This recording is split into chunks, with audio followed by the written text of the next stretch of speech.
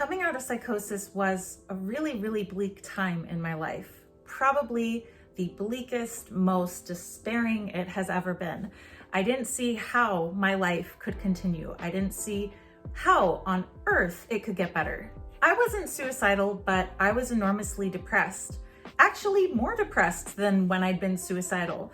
I also had a lot of cognitive difficulties where I basically relearned how to read and write because I'd lost those skills. I could write a sentence, maybe.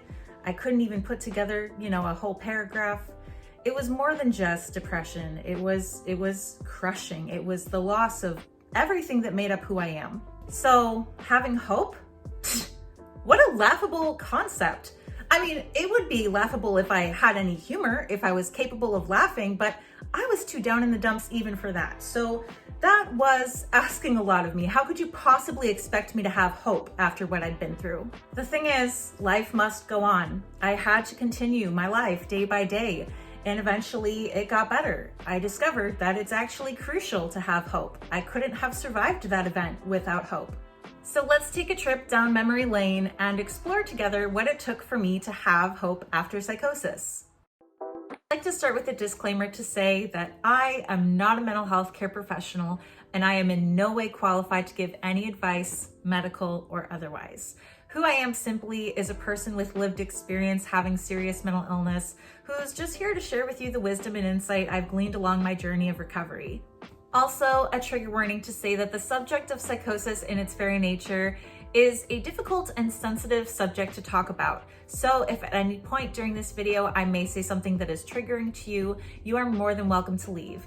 In this video specifically, I really don't feel there's much that's triggering because we're focusing on recovery and hope after all. So regardless, if at any point you do feel triggered, please, you are welcome to leave the video. Now, like I said, this was a very bleak time in my life. And as I also said, I was struggling with my cognitive abilities. Cognitive symptoms are a group of symptoms in psychosis that I don't feel are talked about enough because they're very, very real. And I've often had my experiences discounted by others because they don't understand how you could possibly struggle with reading a map or remembering a list or really, really basic things like language, reading comprehension, short-term memory, logic and reasoning, things that normally come naturally to me that I had lost. Coming back from that was the foundation I had to build upon. So before I could get anywhere in my progress, I just had to get back the basics.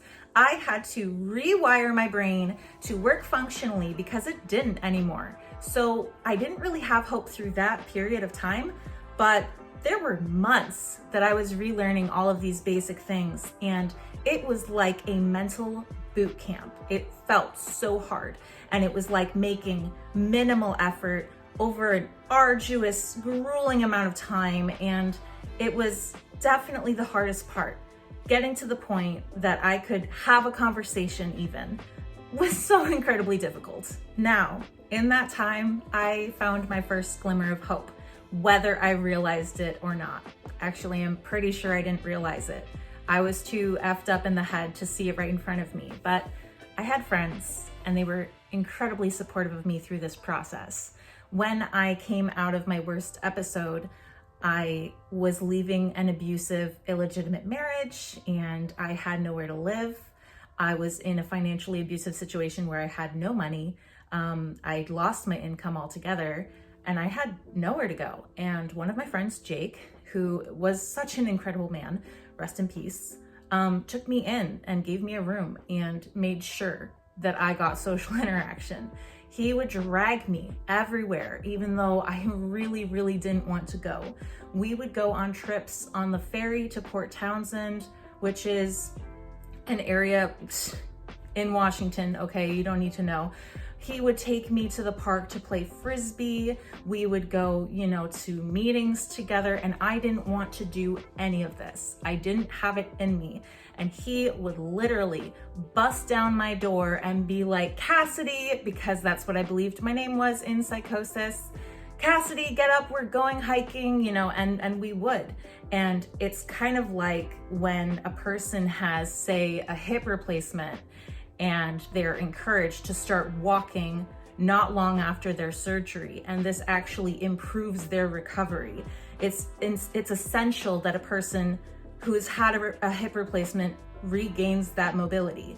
And it was very much the same for me in a psychic sense. Now, did I like it? No, absolutely not. Did I benefit from it? Immensely. I didn't see that at the time. I couldn't really make sense of anything, really. There was a lot of brain fog. But the thing is, I very much was in this fake it till you make it situation where I would do these things begrudgingly, and I wouldn't be happy while doing it, but slowly over time, I'd be maybe a little bit apathetic towards it, where I don't hate it, but I'm not really sure I like it, and then actually finding enjoyment in things that I used to love, and rediscovering things that had made me happy before that I thought I'd lost altogether. This is so key, I believe, in psychosis recovery, and I just have found, especially as a part of a community, that human interaction, human engagement is such a giant way of recovering a person's abilities or mental state, coming out of depression, etc.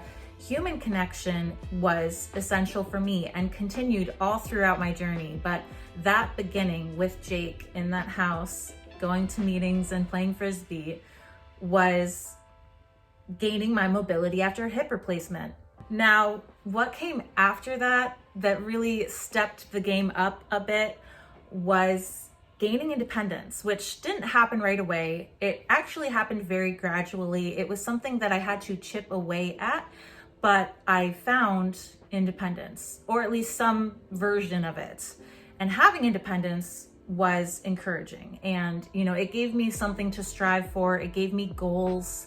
It gave me a purpose, things that I had lost, you know, like the ability to go out in public, for instance, became attainable goals.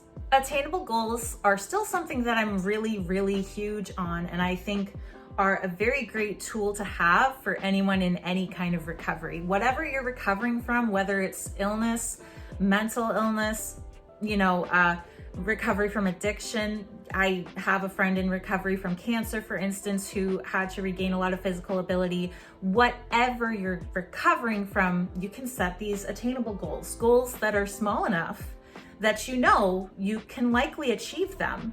And it feels good to achieve a goal, no matter how small. Maybe the first attainable goal is just finishing a to-do list.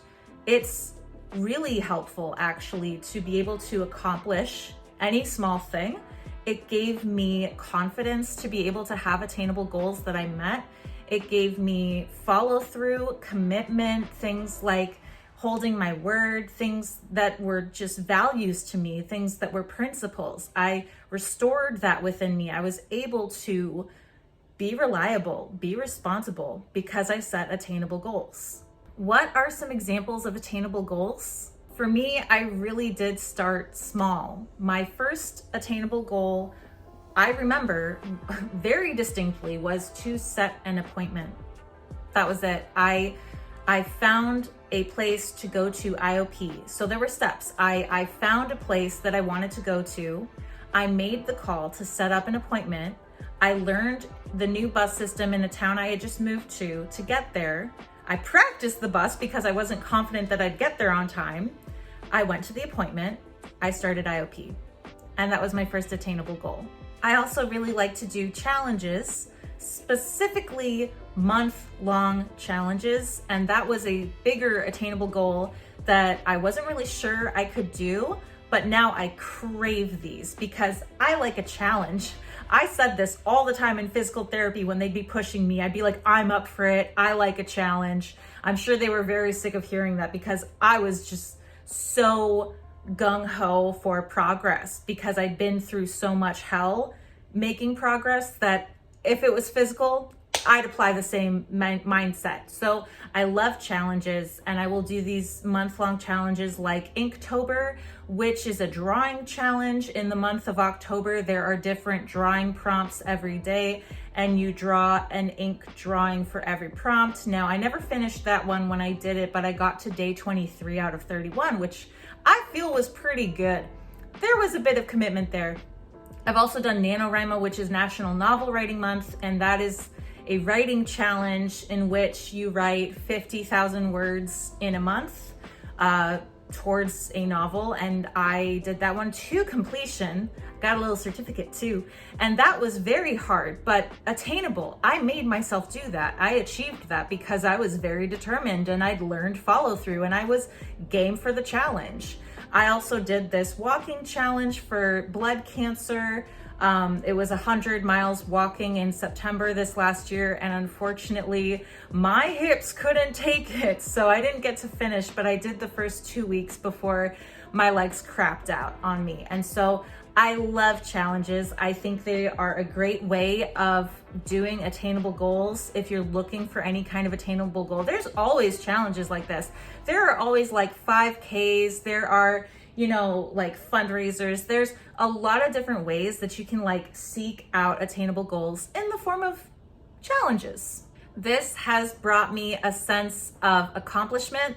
This has allowed me to believe in myself. I can do hard things.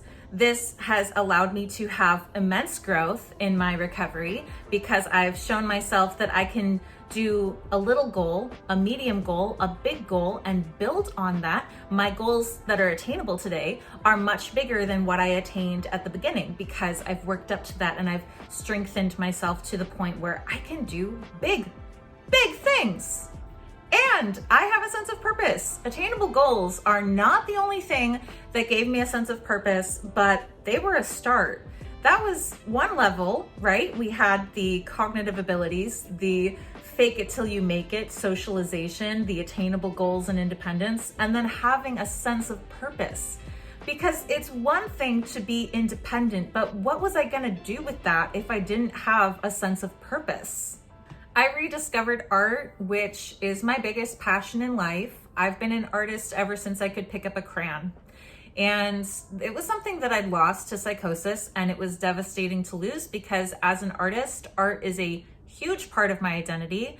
And without that, I felt like I had no identity. I felt very, very hollow. So after psychosis, part of my cognitive decline was losing the ability to draw.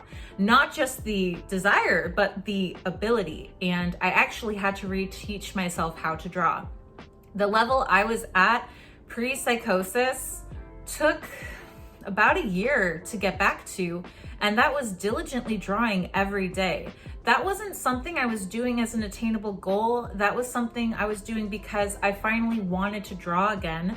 And I wasn't consciously realizing I was improving at first. I genuinely didn't think I'd ever get the skill back, but I loved it so much that I had missed it for so long that I just plowed into it and went all out and did get better. So what I did, because I mostly draw portraits, is I drew faces, face after face after face in my sketchbook almost every day for a year until I got my level of skill back. And that was so rewarding. I was so devastated to lose art, and to get back to the place I was before, oh God, was it rewarding. Now, almost 5 years after my last psychotic episode, I actually have a small business selling my art, and that was a miracle to me as someone who didn't think I'd ever learn how to draw again, to actually have a business.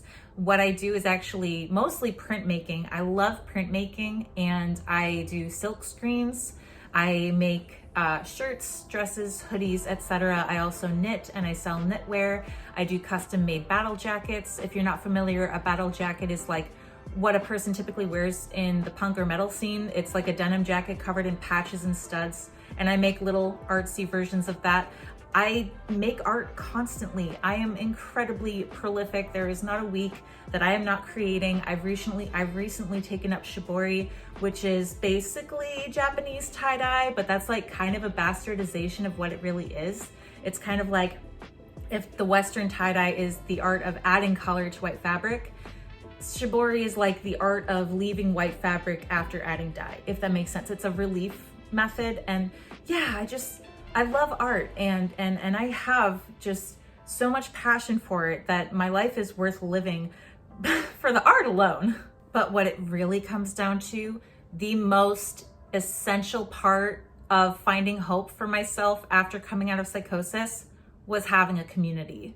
I wouldn't be anywhere without my community. I might have like pieces of the things that I'd mentioned, but without the support and encouragement and people to hold me accountable, backing me up, I wouldn't be able to hold on to that. It would sift through my fingers. I could try to have my art business, but it has taken a lot of support from my family and community to have the confidence to pull that off. What kind of attainable goals would I have if it weren't for milestones like 30, 60, 90 days sober? Those were the first attainable goals after making that initial appointment for IOP. These were the things that brought it all together. Community was the glue that put it all together. The real thing that cemented my foundation. The thing that absolutely allows me to thrive. I think community is so important, especially for people who have felt isolated by their mental illness. I know that was the state I was in for a long time. Even living with my friend Jake, that time when he was forcing me to socialize, I felt alone. It was like being alone in a crowd because I didn't know anyone who'd been through what I'd been through. I didn't know anyone who could relate to hallucinations and delusions. I felt like the only person on the planet sharing or carrying this burden. And eventually I met a woman who shared with me the exact same experiences I'd been through, who had the exact same diagnosis as me. And having that initial conversation was like learning to see and hear again. It was like, I don't know, being Helen Keller learning how to sign. The community I have found consists of a myriad of people with similar experiences. I am not the only one in my personal life today who has hallucinated and had delusions and has a psychotic disorder. In fact, it's relatively common for people to have at least experienced psychosis, if not actually have a formal diagnosis. So I'm not alone. And I also don't feel like a freak. I'm not ashamed because everybody can, understand where I'm coming from. They've been through what I've been through. They know what I'm talking about. And I have this pressure lifted off of me now because I don't feel like that crazy person that stands out in a crowd because they're a lunatic. I'm not a lunatic. It's perfectly normal in my community to be the way I am. I'm one of a kind. Oh wait, no, I'm one in a kind. I'm part of a community. There's something so healing about belonging to a group of people with shared experiences, having that commonality that you wouldn't find outside of that group. That little microcosm that makes perfect sense to you and everyone else within it. The people that will support you and have your back no matter what you're going through. The people who will cheer you on through your successes and lift you up through your down times. Because I've had it all in recovery. I have faced so much grief and loss in recovery, physical and mental illness, hospitalization after hospitalization. And when I felt so broken each time, there were people I could go to vent to get advice from, to get guidance from, people that had been through what I'd been through, who told me how they got through it, which helped me in turn to get through it. Like, there's such a wealth of knowledge amongst people with what they share in common, being able to relate and to impart wisdom from lived experience. So these are all things that have helped me to get back up on my feet and to have hope in finding a fruitful life after psychosis. I didn't think I'd ever have a life again. I didn't think it was possible. I thought that I would just go on being this broken, lifeless, shallow, hollow thing. I didn't think I'd feel rewarded. I didn't think I'd have accomplishments. I didn't think I could be proud of myself or even happy. And I have those things today because of the foundation I've built. What it took, again, was regaining the cognitive abilities, socialization, having attainable goals and independence, some sort of a sense of purpose and community. Now, I know these are hard things to attain. They were for me, as they are for many other people, but it's possible. And I'll tell you some ways that I have found help in gaining these tools. If you're looking for some kind of an attainable goal and a way of socializing and being a part of a community and giving yourself a sense of purpose and independence, I think that classes are a cool way you can go. You know, you can join an art class that they may have at like a local art store. You could join a college class, you know, not for credit, even if you don't want to. If you could drop in on some sort of like a film class, photography, whatever it is. I used to take classes not for credit when I was in treatment, actually, at a local college. So I wasn't like enrolled as a student, but I got to still sit in on classes, take notes, and be a part of. I've also found success in being a part of a recovery cafe. And this is something that they have all over America. Unfortunately, there are only locations in America right now, but they are all over the country. And a recovery cafe is kind of just a hangout place where people in recovery from whatever it may be can go to classes and groups and have free meals and, you know, celebrate each other's successes, have activity nights. I have found it enormously helpful because there's a weekly group I go to where we each share about our week, and I've gotten to really know people that way. But this isn't the only type of recovery community hub. There are a lot of others. I've heard of the Foundation House, which I believe they have one in New York. I think that's the location I've heard of, and I'm sure they have others. There are a lot of these kinds of like recovery places, like cafes like I go to, but also centers. You know, we used to have a reach center, which was where you could also take classes and drink coffee, and it was pretty much the same deal. You could drop in and hang out, and these recovery centers are all over. I'm sure there are many all over the world. It's not just here in America. They're out there. And taking up some kind of an activity or hobby is also very, very helpful. It could be something that you lost to psychosis that you're trying to revisit, or it could be something brand new altogether. One that I've heard of as like a common one in recovery, early recovery, is taking care of a plant. And this teaches you responsibility. It teaches you to have a relationship with a plant, but you're still like taking care of something and growing this thing and giving it life. So, you know, gardening, for instance, is a great way of doing that. I have house plants. Unfortunately, I keep killing them because I'm really, really bad at keeping plants alive. Unfortunately, I have a black thumb, not a green thumb. Painting is something that I really enjoy because I took the pressure off of trying to be good at it a long time ago. So instead of giving myself a subject to draw, like a painting of a person or a building or an object, I just do abstract stuff. And it's the act of painting that I enjoy. It doesn't matter how it turns out. It's just so cathartic and healing to put a paintbrush to a canvas. So there's a lot of ways that you can pick up hobbies and activities. So yeah, all of this has culminated in me having hope for my life and hope for my future, and hope that if I ever do go through psychosis again, I may be able to survive it, because I'm terrified of it happening again, and I'm scared that I won't be able to recover. But I've proven to myself that not only can I recover, I can have hope that my life will get better. And it has. Anyway, that's all I have for you this week. Thank you so much for watching my video. I truly appreciate it. I put out videos every Thursday/Friday, and actually starting next month, I will be adding a bonus video each week, which is a little bit of a secret for now, so you can just anticipate that. I really appreciate all support that you guys give me towards my channel. So if you'd like to support my channel, you're welcome to like, comment, and subscribe. I also have merch, and you can check out my merch store from the link in the description box below. Anyway, that's all I have for you this week. Thank you again, and I will see you all in the next one. Bye.